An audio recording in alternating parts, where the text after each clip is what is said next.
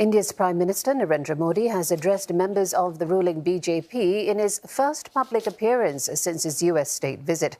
Some analysts say his base was reinvigorated by the trip ahead of general elections in India next year.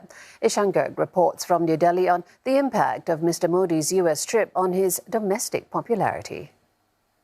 Prime Minister Narendra Modi's trip to the US resulted in trade and defense deals, billions of dollars in investments, and the promise of thousands of jobs. All of this is being hailed as a roaring success by his supporters here. And that's crucial momentum ahead of the general elections next year. I think that he is a global leader, and the deal he has signed with the USA, it will benefit his next 2024 elections.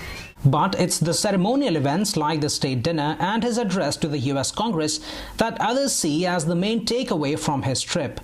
The honors reserved for US's closest allies being accorded to Mr. Modi perpetuates the notion that India's stature under Mr. Modi has reached new heights, says a veteran journalist who's written a critically acclaimed biography of the Indian Premier. Every leader who hugs Mr. Modi is actually an endorsement of his stature.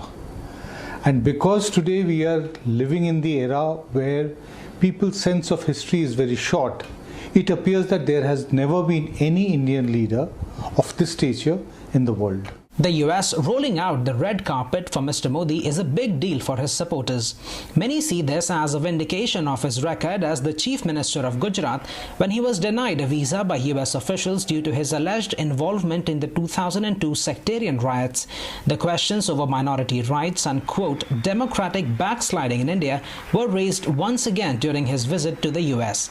70 American lawmakers wrote to President Biden in an attempt to pressurize his administration to take up human rights issues with Mr. Modi. Biden's predecessor, President Obama, also weighed in, saying these issues ought to be raised since religious tensions could pull India apart. India's Finance Minister Nirmala Sitharaman has criticized Mr. Obama's comments, calling it a part of an organized campaign against the Prime Minister. On being probed about the rights of religious minorities in India, Mr. Modi said since India is a democracy, there's no space for discrimination here. But many in India believe he should have provided a more substantive response to these questions, especially as cases of attacks against Muslims continue to appear. He was asked a lot of pressing questions that our Indian media was not able to ask him, basically, because he would never come and do a press conference like this. And when he was faced with those questions, he was not able to answer them. The Wall Street Journal reporter who asked that question is now facing online attacks from right-wing groups, something the White House has condemned.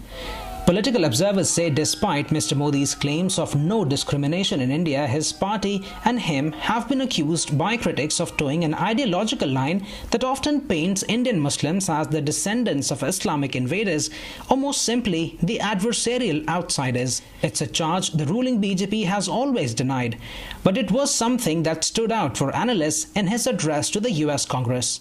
He actually referred to 1,000 years of foreign rule in some form or the other. Now, by saying that, he's actually arguing that one set of current Indians are actually, their legacy is drawn from people who came externally. So thereby their status is different from the rest of the Indians. Critics are now also accusing the Biden administration of ignoring Mr. Modi's human rights record or worse, condoning it.